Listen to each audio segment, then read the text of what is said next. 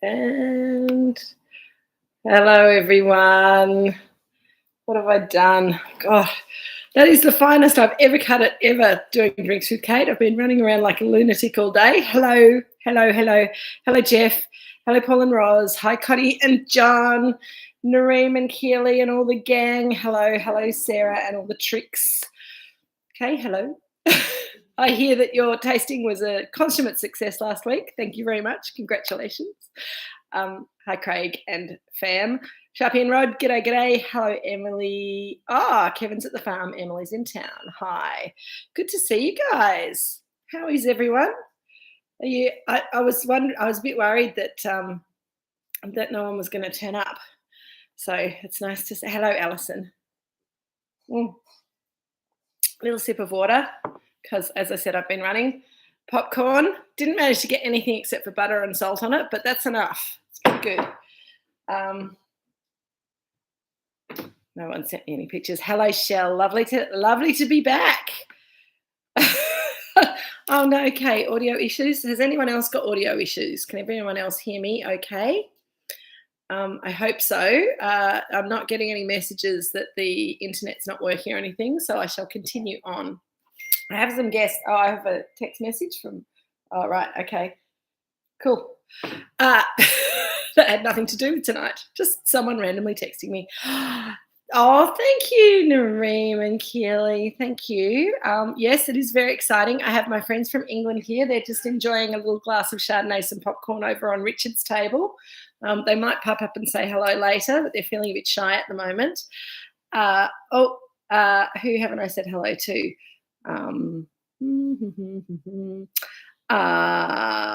Jeff and Sue, hello, welcome back. Yes, Craig, I picked the rosemary. I ran out of time to chop it up and actually infuse it into the butter, but the rosemary on the... Oh, Jeff, on your own. Oh, that's brave and daring. Good to see you, Jeff. Yes, the rosemary on the popcorn is fantastic. What am I doing now? I'm turning off my emails so they stop binging at me. There we go. Good. Okay. Hello, Anthony and Bridget. Lovely to see you. Hello, Peter and Karen from sunny Queensland. Oh, Shell, I'm just having a couple of friends over on Saturday night. My friends from England have come over and we've been on a beautiful road trip. We started in Sydney and we drove down the coast. It was gorgeous. It got a little bit cold for us and we had to run away home a day early, but it was beautiful. And yeah, now we're just hanging out and eating drinking some Chardonnay, eating some popcorn tonight. So I think we should have a Drinks with Kate party at some stage. I just don't know when we're going to make it happen. Maybe a Zoom party next week or the week after, because next week we've got the new Pinot Gris on skins to taste. So we could do that, or maybe we could have a little Zoom. We could do the official YouTube thing, and then we could have a little Zoom party afterwards. Maybe let's work on that. All right, but tonight is very exciting. Tonight is the Robinson Vineyard Chardonnay 2007. Now, before you ask, there's none of this for sale. We just pulled it out of our museum because we were trying to think of, there's a bit of a challenge with what we're going to do next with Drinks with Kate. Zoom with your puppy, that would be nice, Alison. Yes, dogs can come to Zooms as well. They tend to make them a little bit more exciting. This was the very first Robinson Chardonnay that we made as a single vineyard Chardonnay. As you can see, the labelling has improved a little bit. We weren't quite as good as getting it all formatted and beautiful. I'm so glad, Shell, you're loving the rosemary too. It is an absolute game changer. Oh no. Anyone else missing Kay? I'm sure you are. Well, I'm sure Kay will be back. We might have to have dueling drinks with Kate and drinks with Kay. Let's get this wine open. I hear Kay was a bit more organised than me. She had like different glasses and all kinds of stuff. Oh, hello, Anne. I know the butter thing with popcorn is a bit of an issue. It soaks it up quite a lot. Oh, hello, Kay. Welcome back. People were saying they were missing you already. Taking over my world. Yes, so 2007 Robinson Chardonnay. First Chardonnay that we made as a single vineyard wine from the Robinson Vineyard. 2007. The vines were, some of the vines were quite young and some of the vines were relatively new grafts of Chardonnay onto older vines. So, it's a wine that is historical. I think it's also a wine that's very special to taste. We had a little taste of it before we decided to send it out to you, and we thought it was worth sharing. One of the good things is it's under screw cap, because all of our wine since 2004 has been under screw cap. So we knew that it would be similar for everyone, consistently the same, even if it's a little evolved and developed. I think way back somewhere, Craig was saying still has plenty of life, plenty of acid. Thanks for sharing. I agree. It's a little simpler in style than some of the subsequent Robinson Chardonnays that have come along as the vines have got older. But this is history, and we also thought it was really relevant to show it now. I hope you like the little picture of Hugh and Isabel on the email. It was taken. Where was it taken? I think it was taken in Italy. We've done a couple of wine trips together, and it's very hard to get a picture of the two of them together, both laughing and looking happy. So, and drinking a glass of white wine, which is pretty awesome. Yes. So, and Hugh and Isabel have just passed on the Robinson Vineyard to new owners. They sold last year, and we've discussed this before. But I thought, it is such a special vineyard. And now that the legacy of the Robinson Vineyard has been handed on from the Robinsons to their new owners, I think a really special time to be tasting the first of our Robinson Chardonnays. And I think probably we were the first people to make a single vineyard Chardonnay with the Robinson Vineyard name on it. Is that right, Richard? I think we were the first. There are a few other people who've done it since, but I think we were the first to do it. So popcorn. The problem with popcorn is that once you start eating it, you can't stop, right? Hello, Zach and Jack and Hannah. Lovely to see you. Thank you. And Shell, I think that cheddar is a great match to this wine. Did anyone grate cheese onto their popcorn? I also ran out of time to do that, but that's pretty delicious if you do that. But you have to grate the cheese really finely, and you have to put it on straight after the popcorn comes out of the microwave, because you don't want it to get cold. You want it to be hot so that the cheese kind of melts onto the popcorn a little bit. Oh, Emmentaler, lovely, Anne.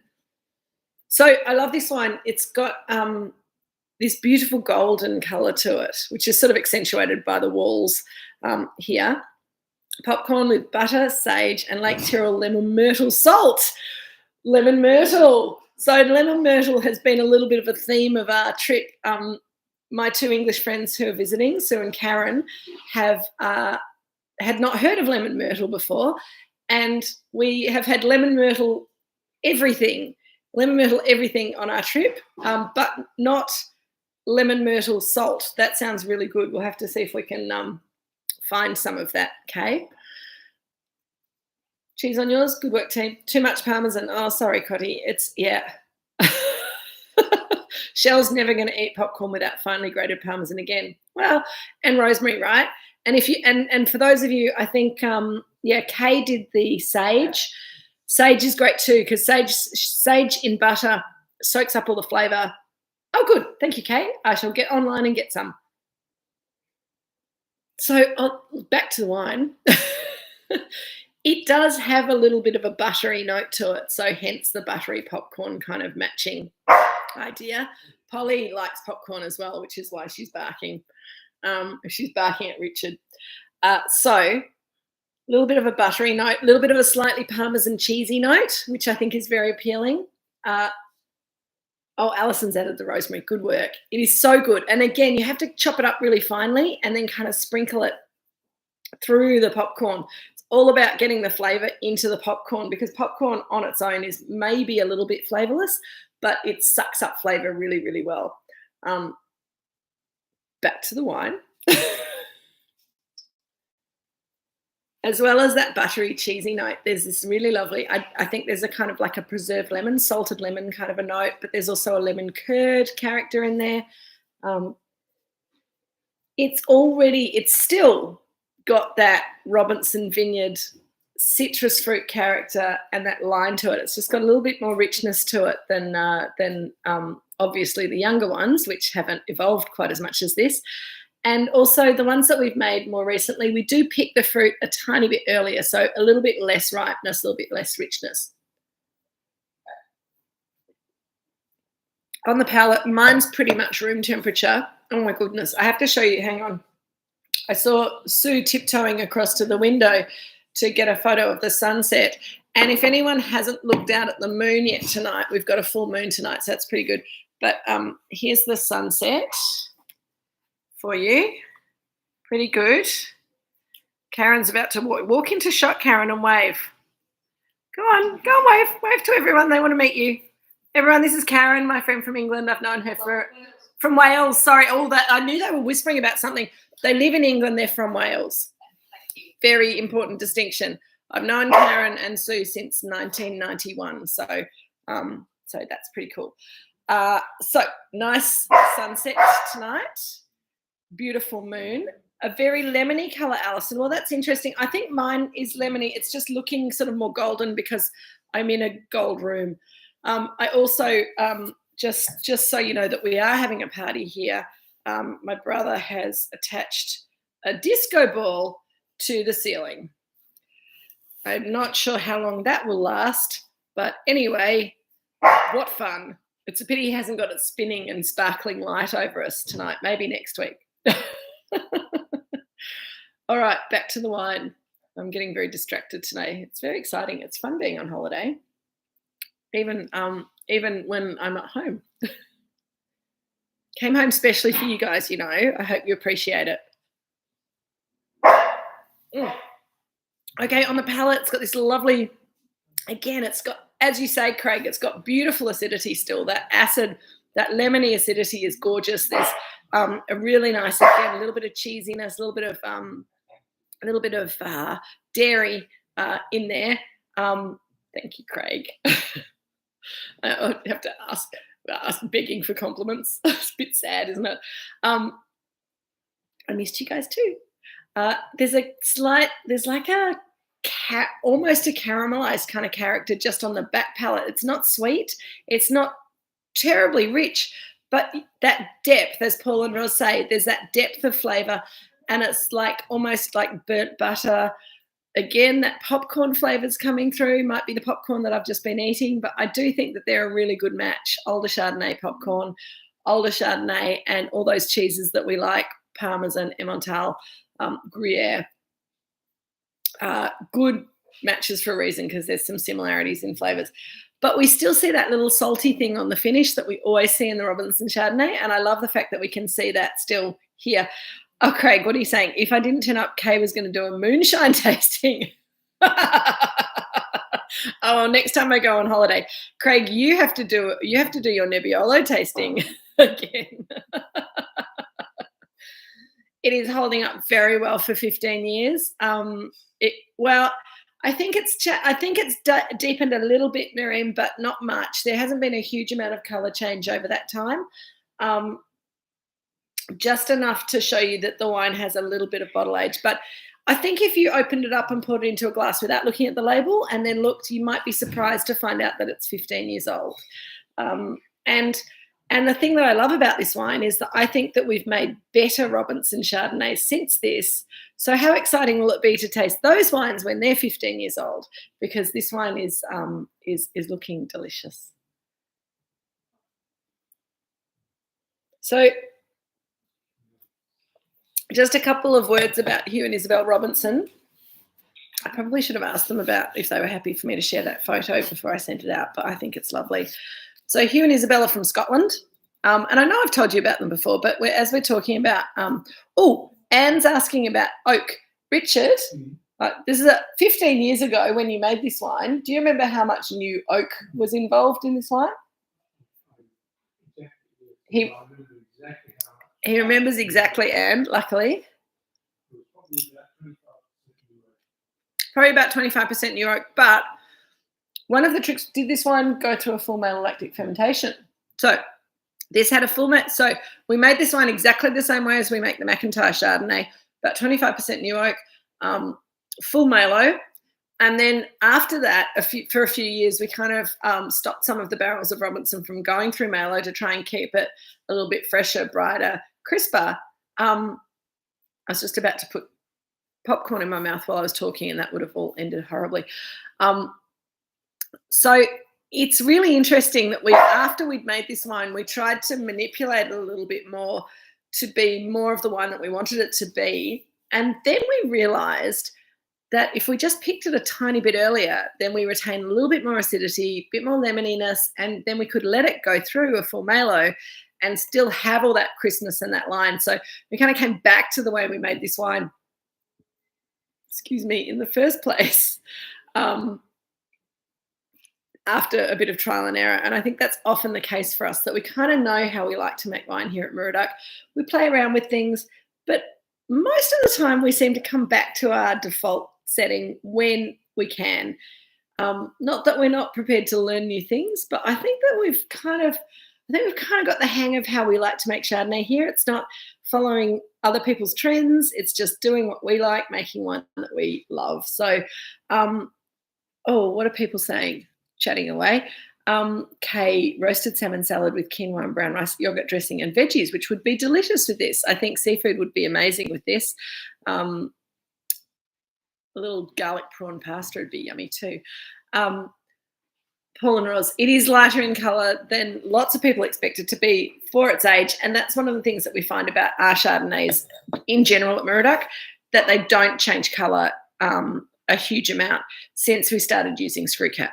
And I think that's a really good sign that the wine was sort of balanced to start off with, and it's aging slowly, and it's aging not quite anaerobically, but with only that little bit of oxygen that's dissolved in the wine when it's bottled.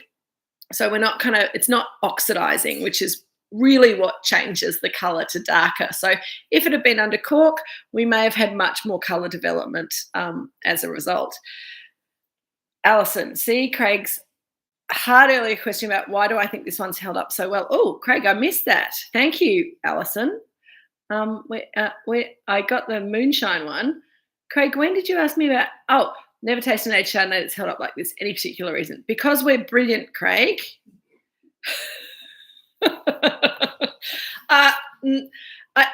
To be honest, I think it's a little bit of luck, but I think it is also that we're in a very special place for Chardonnay. I think that Dad has an innate natural affinity with Chardonnay, because even from his very early days of making Chardonnay, when he was still learning, he made beautiful wine, and wine that has aged gorgeously. And it's just, he's been refining that for the last 30 years, 35 years. The first Chardonnay that Dad made was in 1987, 88, 87. And probably we don't need to taste that wine. That wine under cork just kind of did its dash a little while ago. But thank you, Alison. It is true. It is the answer. It's partially the answer.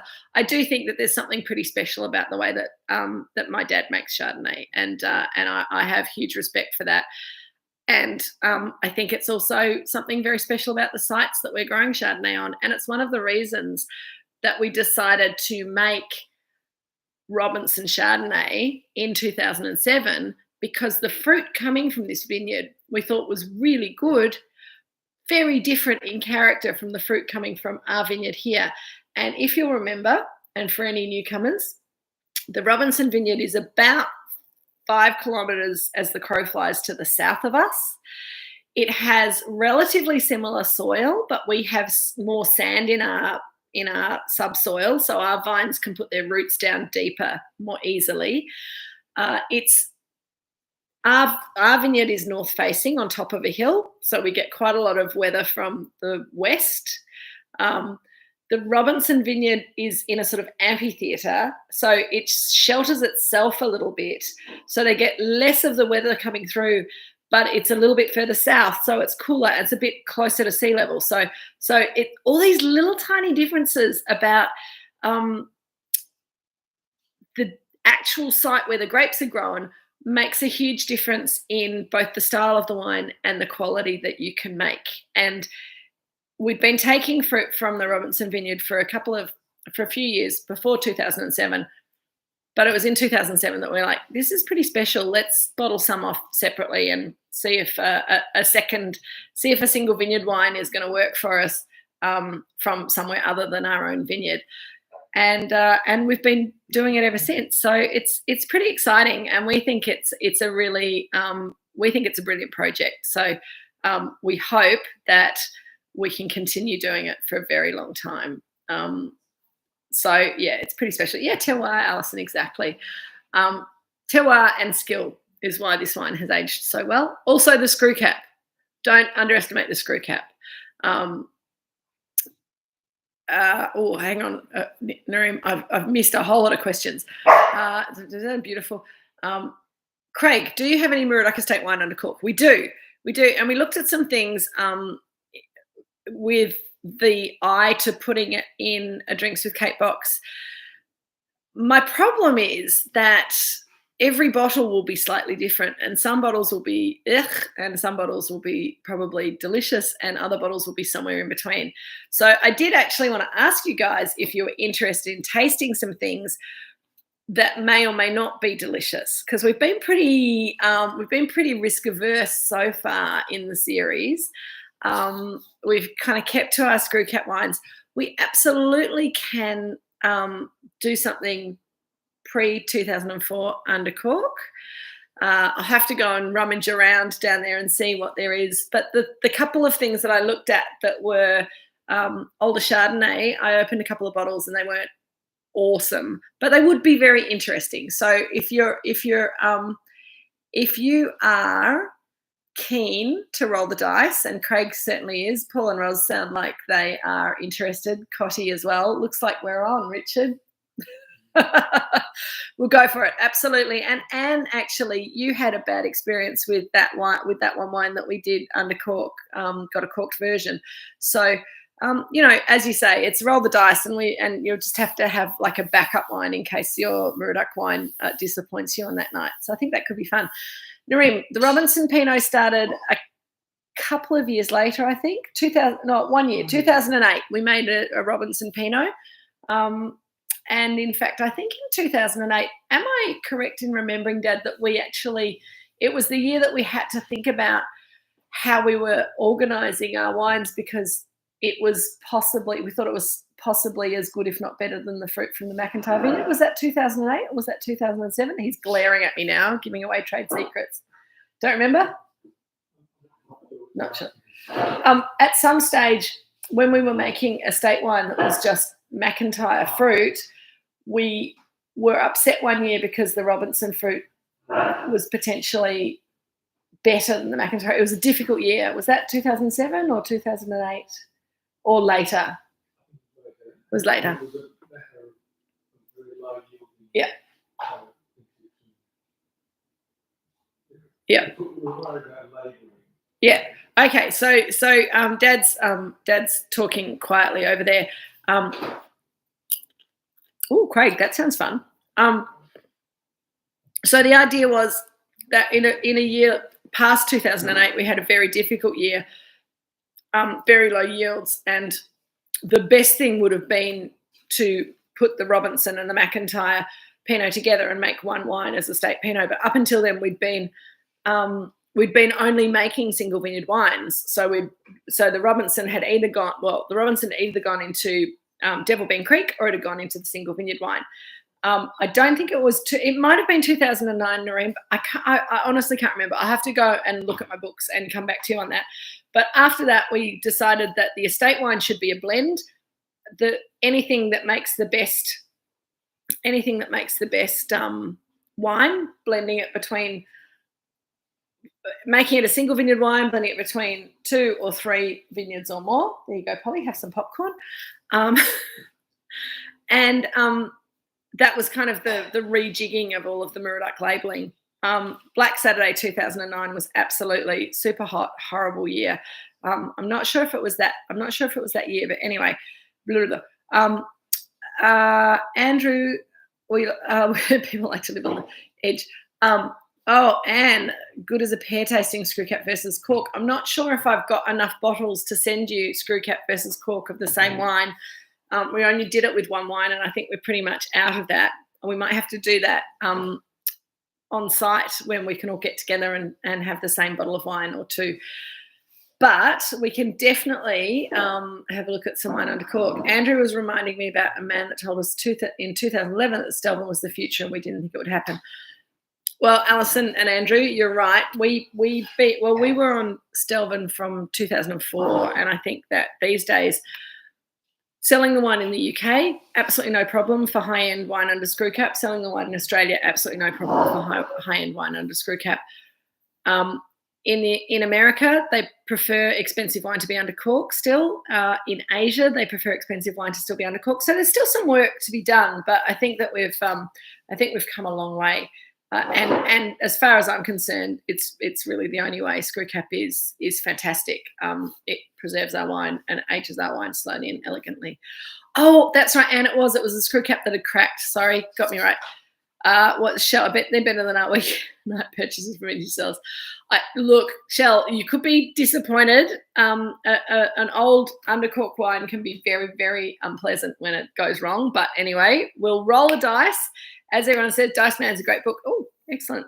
And we'll have a go. The Ned Pinot Gris is no longer in the 2x20 special.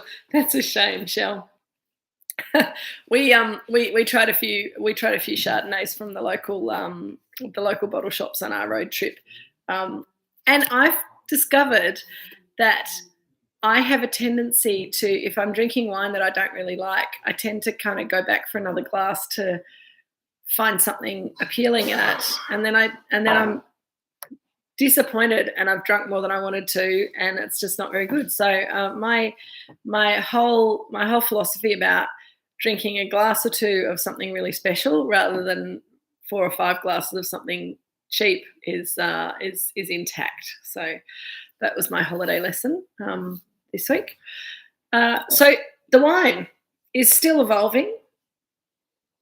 I'm feeling very guilty for my guests for Richard's table over there that I didn't zhuzh up their popcorn a little bit more, but I do think the popcorn with some salt on it, a bit of salt and butter, is still pretty jolly good with this wine. Twisties are good. Pete's got some twisties as well, left over from lunchtime. We're doing all the Australian favourites here with the girls. We've had Tim Tams, we've had twisties, we've had Lamington. It's been great. We've still got more to go. We haven't had any sparkling Shiraz though, Kay, weirdly enough. So I don't know if I've got much more to say, but I was telling you about the Robinsons, which I will do very quickly. The Robinsons, Hugh and Isabel, awesome people. Thank you, Kay. Robinsons are beautiful people. They came to Australia from Scotland a long time ago. And Hugh Robinson, I still sometimes have a bit of trouble understanding what he's saying because of his accent. But he's been an absolute stalwart member of the Mornington Peninsula grape growing community for, well, since the 1980s. And I think we should all raise our glasses, if you've got any Chardonnay left, to Hugh and Isabel, because they're still around. Don't worry. Hugh's just planting another little vineyard on his new property. But this is a great vineyard. This is one of the biggest vineyards on the Mornington Peninsula. It's one of the most beautiful vineyards. It's beautifully kept.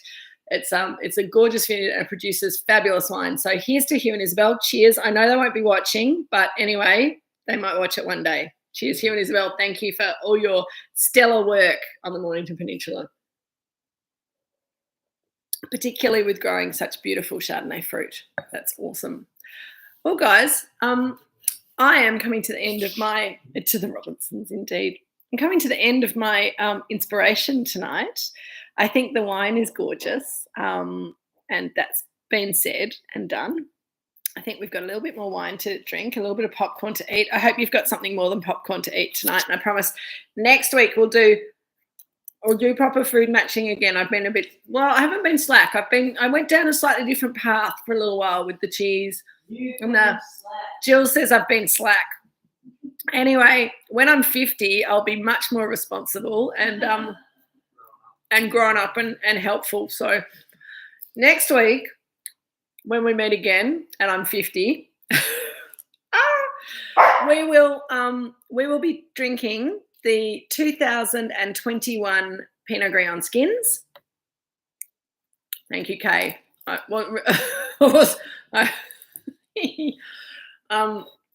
a little bit terrified about how many of you have got that in my. Bye-bye, Cody and John. See you. Kay's got her pirate Zoom happening in 5 minutes, apparently, according to Nareem. You guys go for it. I think that's fantastic. And I have to say that I had a few comments from people that it was really lovely for everyone to be able to see each other's faces. And I think that's one of the lovely things about Zoom. It makes all of that happen really nicely. And we still have to have our Zoom tasting with everyone who bought a Drinks with Kate hoodie on to get a photo of everyone I want to get a screenshot with everyone with their Drinks with Kate hoodie. So we'll do that soon as well, maybe for our online party in a couple of weeks. Anyway, guys, Craig, you won't be with us next week. The next pack, Craig, I will get myself organised and send out an offer for that early next week. We'll take it. We'll have a couple of weeks where maybe we won't take a break. We'll go look. We'll taste something together that you can source locally. So we won't be sort of saying goodbye to each other. I am going overseas in late September, so that's going to be interesting time zone wise. But we'll see what we can do. And in the meantime, have a lovely evening, everyone. We'll get ourselves organised. Thank you. I reckon that you probably could do drinks after Kate on Zoom.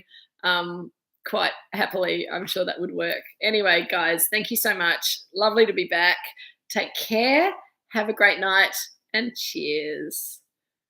And thank you for your birthday wishes. That's very kind. Love you.